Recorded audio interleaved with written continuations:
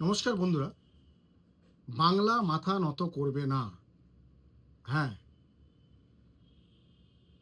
মানুষের মানুষকে একটা লাইনে দাঁড় করানোর পরিকল্পনা করে ফেলেছে নরেন্দ্র মোদীর সরকার। কিছুদিন আগে আমরা নোটবন্দির জন্য লাইনে দাঁড়ালাম। কিছুদিন আগে আমরা আধার কার্ড করার জন্য লাইনে দাঁড়ালাম। এখন গ্যাসের লাইনে দাঁড়াতে হচ্ছে। কিছুদিন আগে আমরা কাগজ নিয়ে লাইনে দাঁড়ালাম। আচ্ছা, এই যুদ্ধ কি শুধু ভোটের যুদ্ধ? না, বাঙালির অস্তিত্বের লড়াই, বাংলা ভাষার বাঁচানোর লড়াই, বাংলা ভাষাকে সম্মান করার লড়াই, বাঙালি জাতির লড়াই। হ্যাঁ, আজ যেভাবে মানুষ গণতন্ত্রের উৎসবে ভোট দিতে দেবে বলে লাইনে দাঁড়ায়,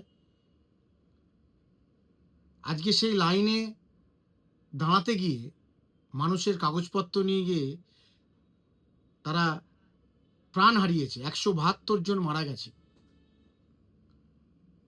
ইতিমধ্যে মমতা বন্দ্যোপাধ্যায় ভ্যানিস কমিশন বলেছেন, মানুষের নাম যেভাবে ভোটার লিস্ট বেরিয়ে যাওয়ার পরও 63 লক্ষ মানুষের নাম আবার নতুন করে বিচারাধীন করা হলো, তার বিরুদ্ধে এই লড়াই।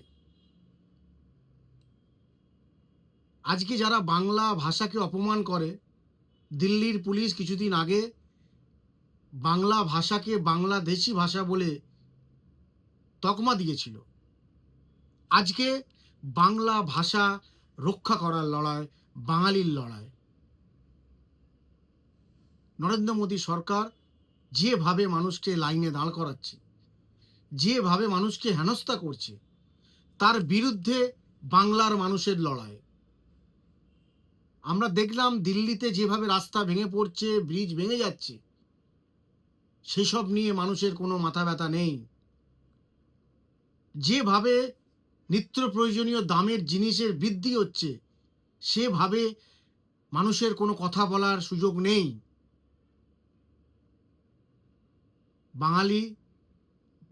বাঙালির বাংলা ভাষা, এই ভাষা রবীন্দ্রনাথ ঠাকুরের ভাষা, যে ভাষায় জাতীয় সঙ্গীত লেখা হয়েছে।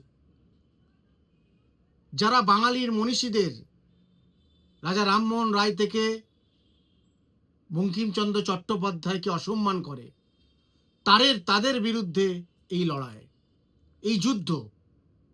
হ্যাঁ, বাঙালি কি কখনো মাথা নত করে না? বাঙালি মাথা নত করতে জানে না। বাঙালি স্বাধীনতা সংগ্রামে লড়াই করেছে, বাঙালি স্বাধীনতা সংগ্রামের পথ দেখিয়েছে।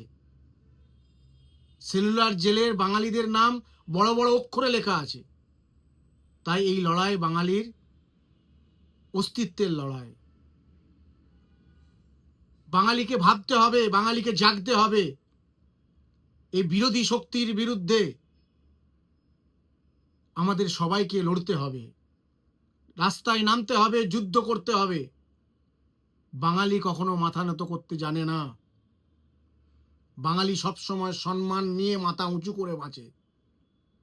কে কবে বলে দেবে কি খাবো না খাবো, বাঙালির মানুষ মাছ ভাত মাংস ভাত খেয়ে বেঁচে থাকে।